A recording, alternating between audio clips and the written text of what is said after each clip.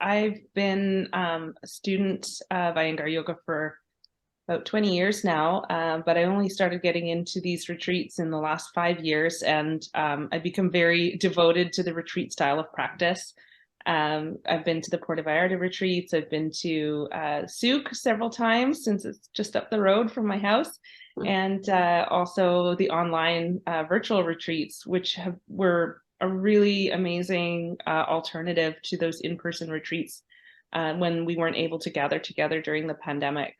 So I was really grateful for that format of being able to practice that retreat style practice at home, definitely for a shorter number of days, a weekend instead of a week. But I really have enjoyed and gotten so much out of the retreat practice, and look forward to more of the in-person retreats now that we're able to gather together again. And I think for me, that's been one of the biggest benefits, is just that opportunity to practice together with others, to be not so much in a workshop, but in more of a practice space together with other practitioners, and have that shared experience together of all doing the same practice.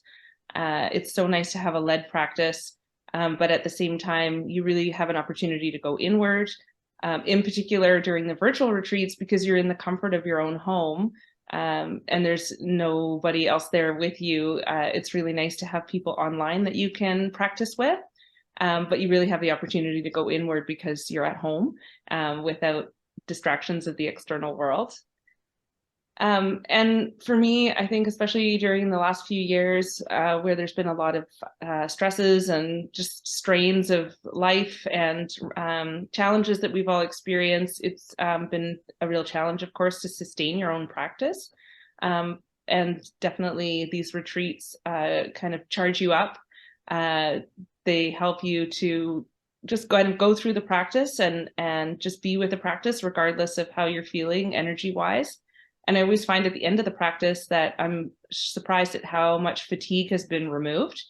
And I think we all feel a lot of fatigue these days from being in the external world and just living life in these crazy times.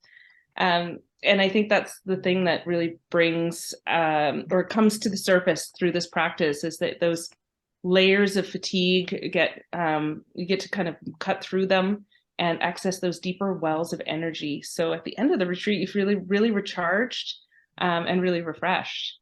I mean, don't get me wrong, it's strong work. As Dee said, we're practicing for long hours, but that also kind of makes you go a little further than you would go in your own practice, which is a huge benefit of that. So I always feel at the end like I've hit a big reset button on my energy. I feel refreshed. I feel stronger. I can feel more present with myself and with my practice, more connected, of course, to my community, but also to myself.